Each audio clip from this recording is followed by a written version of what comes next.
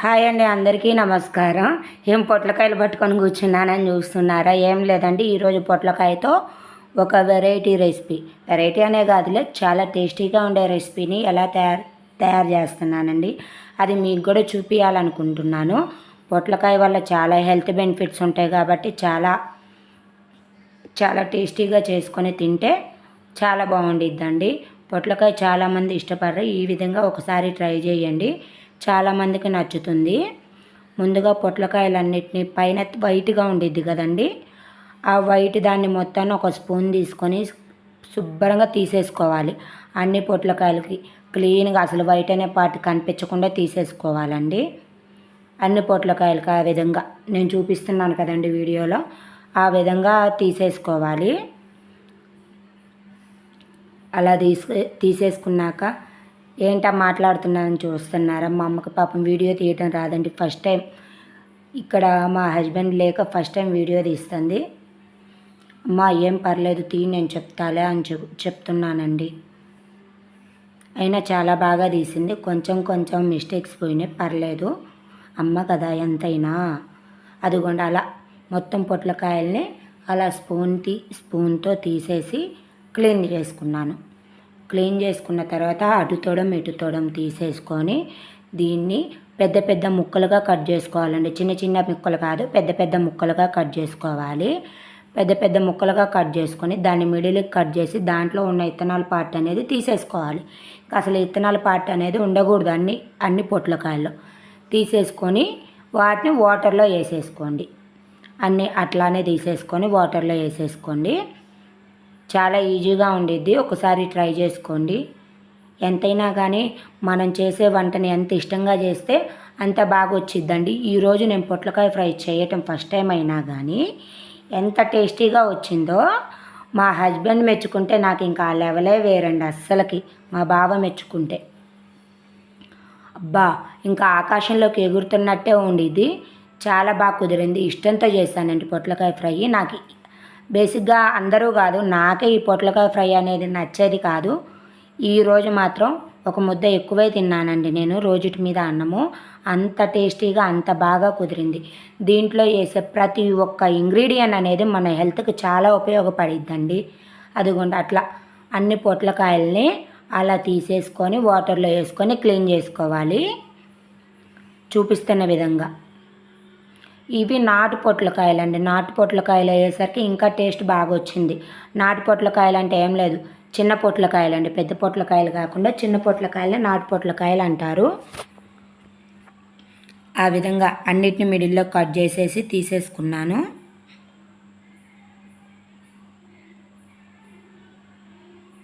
కానీ యూట్యూబ్ అంటే నిజంగా నా అందరూ అనుకున్నట్టు ఏముందో ఒక వీడియో తీసి పెడతారులా అనుకున్నానండి. కానీ చాలా కష్టం, మనం చేస్తుంటేనే అర్థమవుతుంది.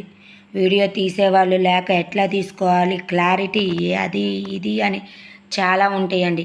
యూట్యూబ్ చేసే వాళ్ళందరికీ హ్యాట్స్ ఆఫ్ అండి. సరే మన కర్రీలోకి వచ్చేద్దాం. అదిగోండి శుభ్రంగా క్లీన్గా కడుక్కొని ఒక ప్లేట్లో తీసేసుకుంటున్నాను మొత్తాన్ని. పొట్లకాయలు చూసారు కదా, వైట్ పొట్టు అనేదే కనిపించలేదు. మొత్తం అలా శుభ్రంగా కడిగేసుకోవాలి. అలా కడిగేసుకొని మనం ఒక ప్లేట్లోకి తీసేసుకుంటున్నానండి. మొత్తం అలా ప్లేట్లోకి తీసేసుకుంటున్నాను.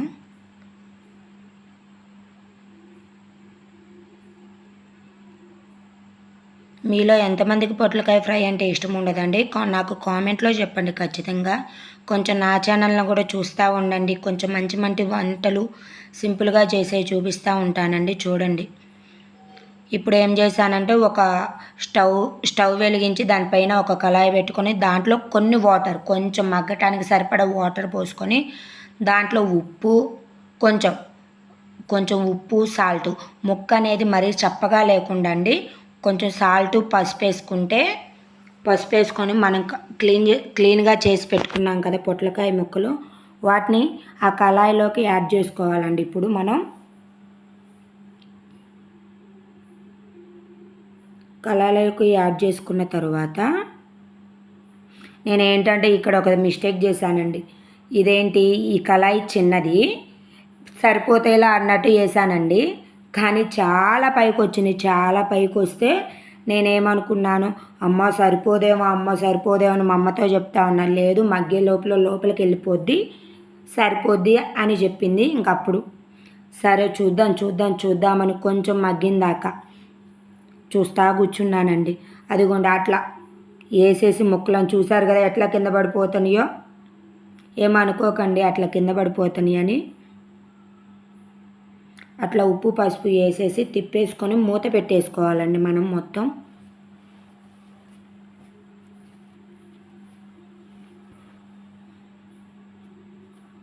మూత పెట్టేసుకోవాలి మొత్తం తిప్పేసుకొని. మీరు కూడా అట్లా నిండుగా వేసుకుంటే మాత్రం చాలా స్లోగా తిప్పుకోండి.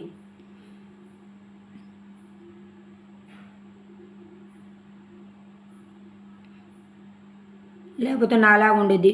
ముందు జాగ్రత్తగా పెద్దది పెట్టుకుంటే ఇంకా సేఫ్లో ఉంటారు. అట్లా మూత పెట్టేసుకొని మధ్యలో ఓపెన్ చేసి కలుపుకుంటూ ఉండాలి. అది కొన్ని మగ్గేసరికి ఎంతో కాలేదండి, చాలా తక్కువగానే అయినాయి.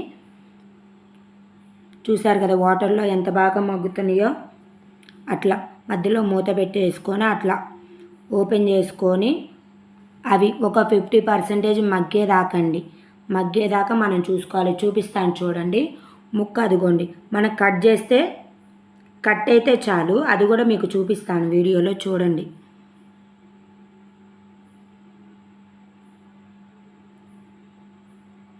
కొంచెం ఒక 50% మెత్తబడితే సరిపోద్దండి. అలా ఉడికిన తర్వాత దాన్ని మనం వడపోసుకోవాలండి. వాటర్ అంటూ లేకుండా వడపోసుకోవాలి.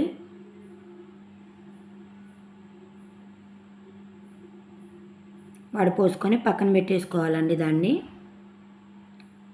వాటిని పక్కన పెట్టేసుకోండి. మీకు అర్థమవుతుందో లేదో నా వీడియో, నా వాయిస్ క్లారిటీ ఉంటుందో లేదో నాకేం అర్థం కావట్లే. ఎవరు కామెంట్లో తెలియజేయట్లేదండి. ఒకసారి కామెంట్ బాక్స్ కూడా ఓపెన్ చేసి కామెంట్ కూడా చేయండి. అలా పక్కన పెట్టేసుకున్న తర్వాత ఒక ప్యాన్లో మళ్ళీ అదే ప్యాన్లో కొంచెం ఆయిల్ వేసుకొని కొంచెం పల్లీలు, శనగిత్తనాలు, పల్లీలు అంటే శనగిత్తనాలు, మనం శనగిత్తనాలు వేయించుకోవాలండి. కొంచెం దోరగా వేయించుకోవాలి.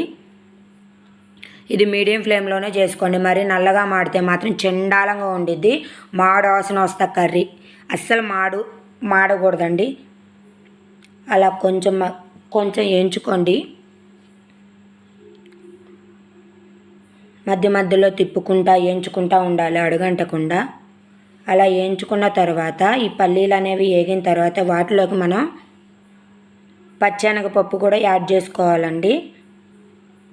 దీంట్లో ముందలే చెప్పాను కదండి, దీంట్లో వేసే ప్రతి ఒక్క ఇంగ్రీడియంట్ అనేది హెల్త్కి చాలా మంచిది. చాలా టేస్టీగా కూడా వచ్చింది కర్రీ. చూసారు కదా ఎట్లా వేగుతున్నాయో. అట్లా వేగిన తర్వాత వాటిలో కొంచెం పచ్చెనగపప్పు వేసుకోండి.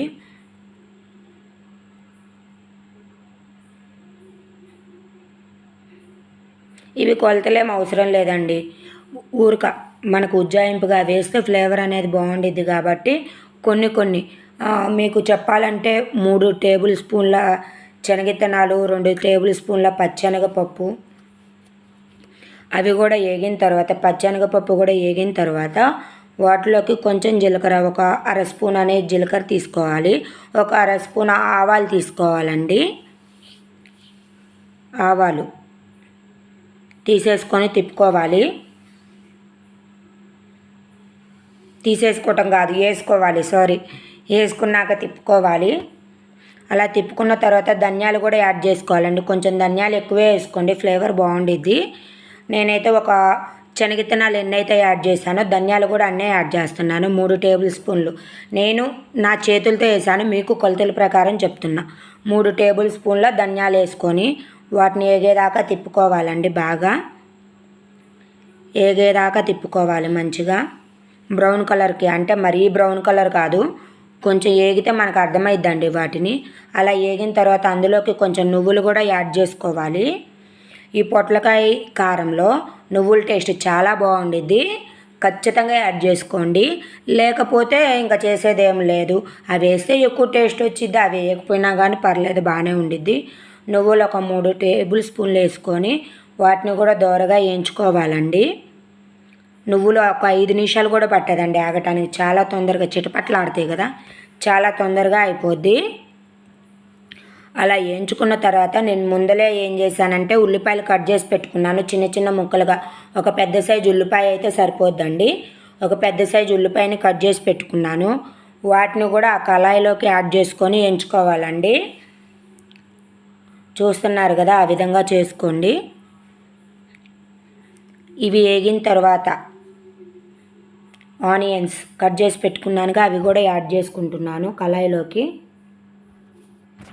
యాడ్ చేసుకొని అవి కూడా కొంచెం వేగిందాక, వేగటం అంటే మరీ నల్లగా కాదండి, కొంచెం ముక్క మెత్తబడిందాక వేగితే సరిపోద్ది.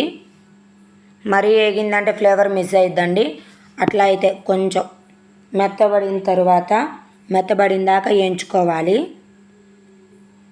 మనం తిప్పుకుంటా వేయించుకోవాలండి, దగ్గరుండి చేసుకోవాలి. మసాలా దినుసులు అనేవి మాడకూడదు, దగ్గరుండి చేసుకుంటూ ఉండాలండి. వీటిని ఒక 45 మినిట్స్ పట్టిందండి నాకైతే ఈ కర్రీ తయారు చేయడానికి.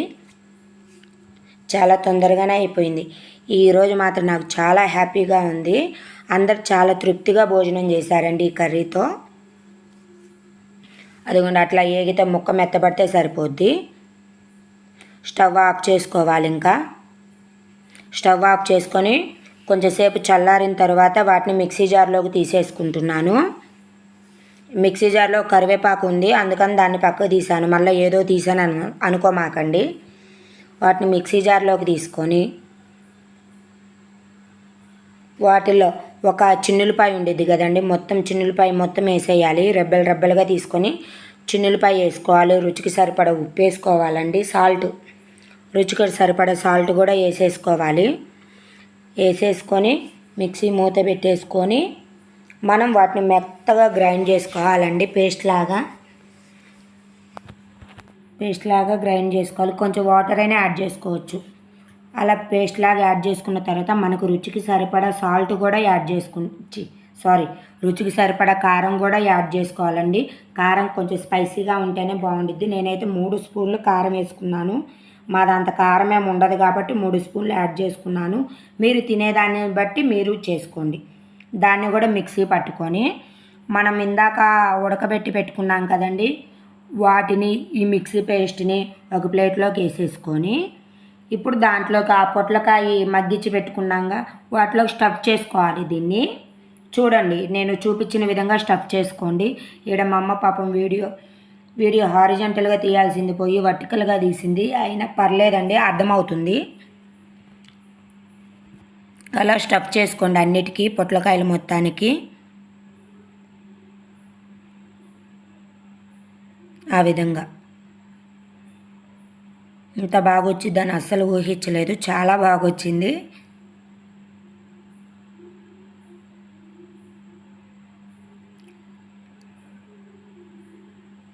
చూస్తున్నారు కదా, అలా స్టఫింగ్ అన్నిటికీ అలా ఆ విధంగా చేసుకోవాలండి. మనం ఉడికిచ్చేది ఎక్కువ ఉడికిచ్చామంటే అవి ముక్కలు అయిపోతాయి, స్టఫింగ్కి కూడా పనికిరావండి. అందుకని చూసుకొని ఉడికించండి. మీకు గనక తెలియకపోతే ఒక 40% ఊరిక అది స్పూన్ పెట్టి ఆ ముక్కలు ఒత్తితే మనకి కట్ అవ్వాలి. ఆ విధంగా కట్ అయ్యేదాకా ఉడికించుకుంటే సరిపోద్ది. స్టఫింగ్ అదిగోండి మొత్తం అలా అన్నిటికీ స్టఫ్ చేసుకొని పెట్టుకోవాలి. మిగిలింది అలానే ఉంచుకోవాలండి స్టఫింగ్ది. అది కారం, అది మసాలా కారం అనేది అంతే ఉంచుకోవాలి. దాన్ని అలానే ఉంచేసుకోండి. తర్వాత ప్యాన్ మీద ఒక కళాయి పెట్టేసుకొని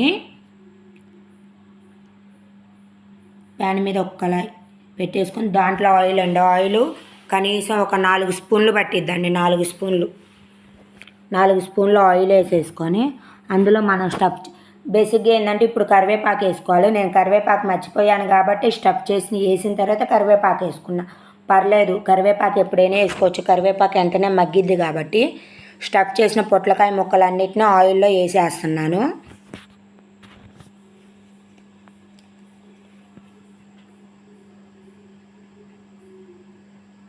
ఇంక ఈ ఆయిల్లో తిరగమాత గింజలు కానీ ఏమి యాడ్ చేసే పని లేదండి. మన ఆవాలు జీలకర్ర మొత్తం యాడ్ చేసుకున్నాం కాబట్టి స్టఫింగ్లోనే ఇంకా ఏమి యాడ్ చేసుకునే పని లేదు. అలా ఆ విధంగా మొత్తం ఆయిల్లో యాడ్ చేసుకొని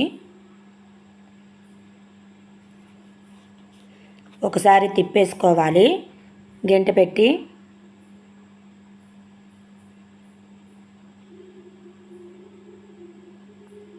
మా ఇంట్లో 5 మనుషులు ఉంటారండి. 5కి కేజీ పొట్లకాయలు పట్టినాయి ఈరోజు. అవి కేజీ పొట్లకాయ ముక్కలండి.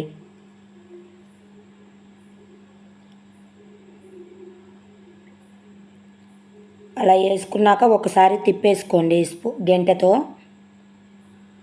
స్లోగా. కరివేపాకు మర్చిపోయానని చెప్పాను కదా, అందుకని కరివేపాకు ఇప్పుడు వేసుకున్నా పర్లేదు, చాలా ఫ్లేవర్ మంచిగా వచ్చింది ఇంకా అట్లా వేస్తేనే. బేసిక్గా ఏంటంటే ఆయిల్ వేసిన తర్వాత కరివేపాకు వేసుకోవాలి, ఇట్లా వేసుకున్నా బాగానే ఉందండి. అలా తిప్పేసుకొని మనం మూత పెట్టేసుకోవాలి. చిన్నగా తిప్పుకోండి, మరి గరగర గరగర తిప్పారు మొత్తం తునిగిపోతాయి పొట్లకాయలు, ఎందుకంటే మగ్గించి పెట్టుకున్న పొట్లకాయలు కాబట్టి. ఎంతసేపు పట్టదండి ఫ్రై కావటానికి, చాలా తొందరగా ఒక 10 మినిట్స్లో అయిపోద్ది. అలా మూత పెట్టేసి మళ్ళీ మధ్య మధ్యలో తీస్తా అట్లా కలుపుకుంటూ ఉండాలి. చూసారు కదా ఎంత బాగా వస్తుందో. ఒక 10 మినిట్స్లో మగ్గిపోతాయండి ఇవి. మనం స్టఫింగ్ చేసిన పొట్లకాయలు చాలా బాగా మగ్గిపోతాయి ఒక 10 నిమిషాల్లో. మళ్ళీ మూత పెట్టేసుకొని ఇంకొకసారి మూత పెట్టేసుకొని ఒక 5 నిమిషాలు మగ్గనిచ్చి మనం తిప్పేసుకోవాలి.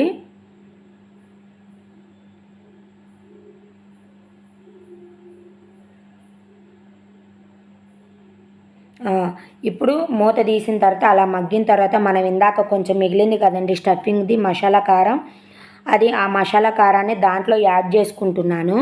దాంట్లో యాడ్ చేసుకొని తిప్పేసుకోవాలి మొత్తం శుభ్రంగా.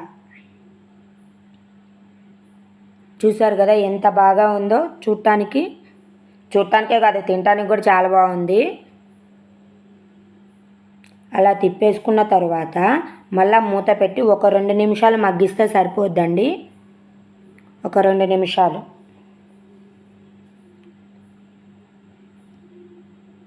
ఒక 2 నిమిషాలు మగ్గించండి.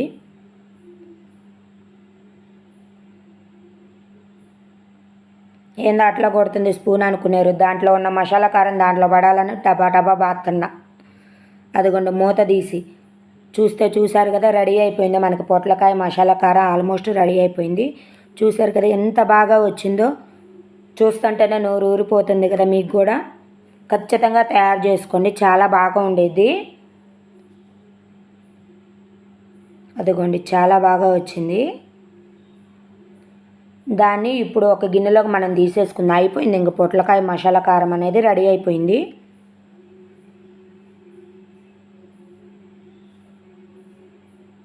ఇప్పుడు మనం స్టవ్ ఆఫ్ చేసుకొని ఒక గిన్నె తీసేసుకొని ఆ గిన్నె పొయ్యి మీద పెట్టబోయాను. ఆ పొయ్యి మీద ఆ గిన్నె మాడిపోద్దామని భయంతో మళ్ళీ కింద పెట్టేసుకొని కింద వేసేసుకుంటున్నాను. ఆ గిన్నెలోకి తీసేసుకుంటున్నాను ఆ పొట్లకాయ కారాన్ని. మొత్తం క్లీన్గా అట్లా తీసేసుకొని ఉప్పు అవి ఇప్పుడు చూసుకోవచ్చు అండి. ఉప్పు సరిపోతే ఉప్పు కలుపుకోవచ్చు మీరు. ఇప్పుడు నాకైతే సరిపోయింది కాబట్టి నేనేం కలపట్లేదు. ఉప్పు సరిపోతే ఇప్పుడు కలుపుకోవచ్చు అండి. గిన్నెలోకి వేసుకోక ముందులో కొంచెం సాల్ట్ వేసి కలుపుకోవచ్చు, ఇబ్బంది ఏం లేదు, చూసుకోవచ్చండి. ముందలే మీరు ఎక్కువగా వేసి ఉప్పు కసాలు అట్లా చేసుకోమాకండి, చండాలంగా ఉండిద్ది. ముందల ఎవరమ్మ ఈ వంట చూసి ఏ ఛానల్లోనమ్మా నువ్వు చూసి చేసిందని నన్ను తిడతారు. అట్లా వేసుకున్నాక దాంట్లో లాస్ట్ అండ్ ఫైనల్గా కొంచెం చల్లారిన తర్వాత నిమ్మకాయ పిండుకొని కలిపేసుకుంటే చాలా టేస్టీ అయిన మనకు పొట్లకాయ మసాలా కారం అనేది రెడీ అయిపోయింది. ఇంకా అంతేనండి, చాలా సింపుల్గా. నేనైతే క్లారిటీగానే చెప్పానని అనుకుంటున్నాను. మీకు ఎట్లా ఉందో నాకైతే కామెంట్లో చెప్పండి ఖచ్చితంగా. చాలా టేస్టీగా ఉండేది. వంట రానోళ్ళు కూడా నా వంటలో చూసి అయితే చూశారు కదా ఎట్లా టేస్ట్ చూస్తున్నానో, చాలా బాగుంది.